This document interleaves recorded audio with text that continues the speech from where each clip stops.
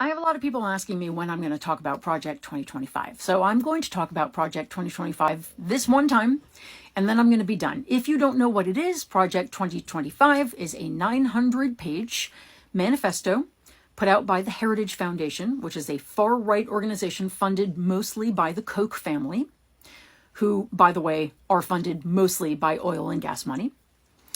And Project 2025 is a sort of how-to manual for whomever the next Republican president is, telling them how they should dismantle our government and our freedoms. And not an exaggeration, and if you don't believe me, you should go read it.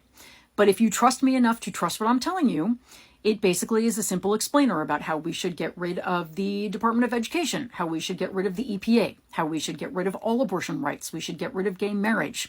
We should not only stop doing climate action, we should reverse every bit of climate action that Joe Biden has already taken, which, by the way, would send millions of jobs back overseas. But okay. And expand oil and gas drilling. That is what they also want. Because, of course, again, follow the money. So there's more, a lot more. They want to be able to fire any government employee who is not a Trump loyalist. Like, it's extremely bad. But you guys, we don't need Project 2025 to tell us how dire the situation is. All we need to do is watch the news. All we need to do is look at the death threats to Mark Milley and to judges and to jurists and to election workers. All we need to do is look at the sort of rabid nationalism that is consuming the MAGA right, the overlooking of any crimes, the sense that Trump and his cronies are above the law, the violent rhetoric, the political violence, the escalation.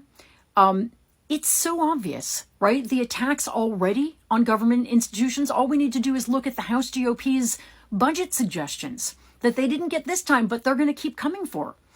There's no question and no need to dwell on Project 2025. What we need to be focusing on, or at least what I'm going to focus on, is A, am I on the sidelines sitting and allowing this to happen? And B, if I'm not, what am I doing? Who am I helping to win an election? Am I working on helping every Democrat I can win? Am I working on helping Joe Biden? And I say that very intentionally, not Marianne Williamson, not Cornel West, not Robert Kennedy. If we start spreading our votes out amongst all these other candidates, we are doomed. We need to be smarter than that. We need to work together in an organized, coherent fashion, and we need to win. Yeah, there's a massive threat hanging over our heads. It's existential. That is granted. Now let's focus on what we can do and let's beat them. We can do it.